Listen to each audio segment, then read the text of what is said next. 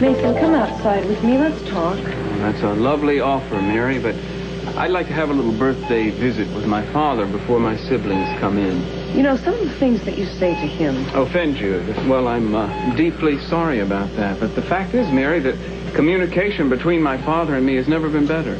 Even though it's one way. Even though he can't hear me. Probably because of that. Tell me something. What pleasure do you get out of saying cruel things to a man who's unconscious and maybe dying? Oh, I'm not trying to be cruel, Mary. I'm just trying to tell the truth. Been running from it my whole life. Time to stop and face it.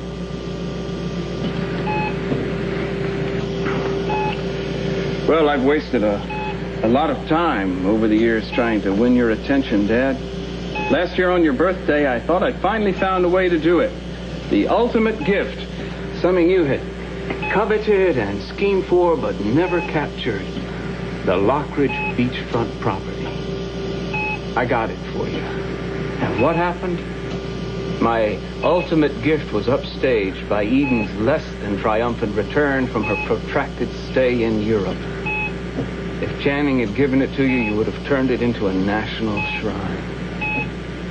I don't know why I was so hurt and surprised by it, though. God knows it's happened to me enough in my life. Over and over again, I've tried to make an impression on you.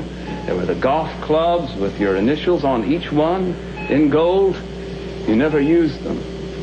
The brandy decanter that had belonged to Napoleon. I even gave you the papers authenticating it. When you accidentally broke it, though they say there are no real accidents, you never even bothered to apologize. Channing had given it to you, you would have wept over each individual shard. Mason, come outside with me. Oh, I know, Dad. Nothing more embarrassing than a grown man clinging to infantile hurts and injustices, using them as an excuse not to get on with his life. You think that's what I'm doing, Mary? No. I mean, I hope not.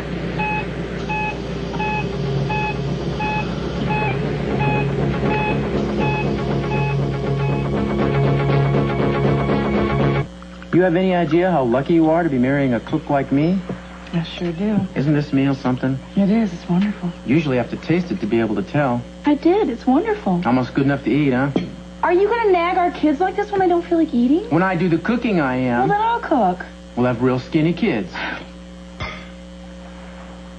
Watch. Are you happy? I see. That was a great effort. I really appreciate it. So what's going on? Did you have another run-in with Gina or something? She wouldn't dare show her face around me. I mean, if she did, I know she has my father's will. No doubt in my mind. Is that what's been bothering you? Hardly. Well, what else? Daddy's letter. Oh, Eden, you're torturing yourself reading that again? It was his dying words. It was his final request, Cruz. Darling, your father is still alive.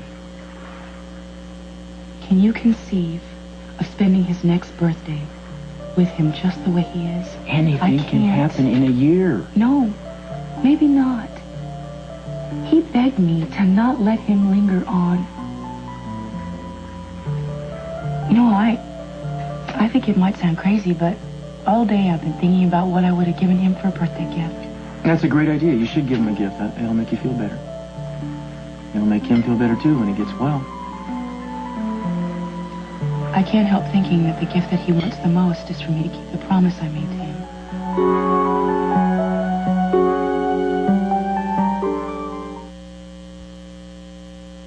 His heart activity's become very erratic in the last, well, since you've been in here. That's purely coincidental, I assure you. Well, probably. It has happened before, but the doctor wanted us to make a note of it every time. Can't have anything to do with me. I've never had any effect on my father's heart unless it was to harden it. Well, I don't want to overstay my welcome. Mason, you're going to have to let go of your anger someday, for your own sake. Oh, spoken like a true ex-nun. Spoken like a true friend, I hope. Yeah, I did consider you my friend, but I think we have a conflict of interest here now. I think your main loyalty's to him. You watch over him like a tigress over her cubs. I have compassion for a man who is sick and helpless. But I don't even know your father, except as a patient. You know me inside out, right? No. No, but I am learning more about you every day. Listen, I'm off work in like 5 minutes. You want to have some lunch and talk? Well, what's your conclusion then, Mary? How would you rate me on a scale of, say, 1 to 10? I don't rate people by numbers. No? Then you must do it by type. How would you rate me on a scale of, say, angel to monster? Mason, I wish that I could change the way things were between you and your father, but I can't. No, you can't. And you haven't answered my question. Look, I'll be downstairs in a few minutes, and I just have to finish up a few things in here. You're dodging. You think I'm a monster, right? Mason, don't talk like that. Hey, it's okay. Join the club. I may join it myself. Mason?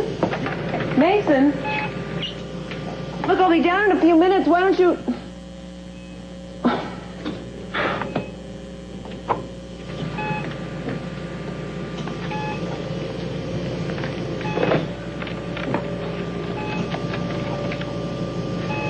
Rosa, it's Mary upstairs. Listen, Mason's on his way down. Would you ask him to wait for me? Oh, can you stop him? Oh, no, never mind. Thanks, Rosa.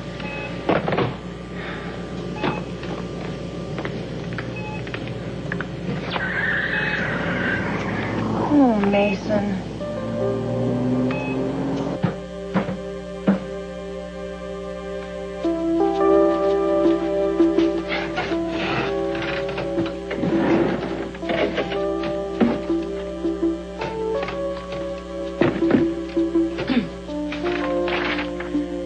Now that I have an Alta Vista sedan, I can die happy. I'm so happy with my Alta Vista sedan, I want to die right now.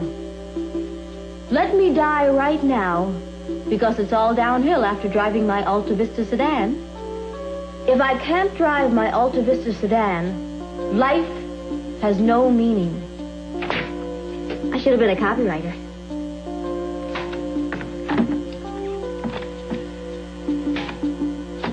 Now that I have an Alta Vista sedan, I can die happy. Sounds good. Not a bad little actress. Yeah, I could do this later, you know. No, that's okay. Everyday chores sometimes relaxing. I feel relaxed. Well, that's good to hear. I was kind of worried there for a while.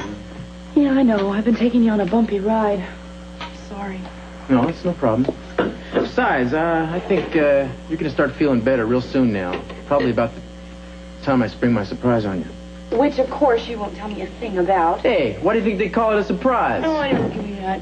Don't start it with me. Well, you're not going to tell me anything. You fight dirty with me, I fight better than Hey, that. what's cleaner Don't than start it. soap? Don't start with that. You're wrecking the dishes. Give me that. You done with that? Yeah. Thanks. Oops. Painting. Is that my surprise? Yeah, look at this place. What do you mean, look at this place? I painted this place. Red. That's what I mean. Look at this place. Don't you get that with me? Oh. Saved by the bell. Saved by the bell. What bell? Bruce, listen, I need your help. What's wrong, It's man? Dylan and his buddy Sam. What happened? Well, there were some guys who were after them. What guys? I don't want to go into all that right now. I just came from the airport, went to Kelly's old place, and it's a mess. Dylan and Sam are gone. The door was knocked half off its hinges, and there is blood on the floor. Oh, my God. Was Carol? No, she was not with them. Yeah, this is Inspector Castillo. I want you to send a unit to 1200 on Pamu. What is it? Apartment 7. Right away. Evidence of assault, possible kidnapping. I'm on my way. I'm coming with you. Yeah, thanks. So, Nick, you think these guys are trying to rough Dylan up a little bit? Bruce, when I see blood spills, that means life and death to me, okay? Right, let's go. No, well, listen, baby, I'm sorry. Oh, no, Nick needs you. Go. Yeah, I'm okay. fine. What are you gonna do? I just have work to do. I'll be back here later. You gonna work at the house? Yeah, I'll stay in the study, though, I promise. Okay. I love you, but Yeah, okay. be careful. Bye. Yeah.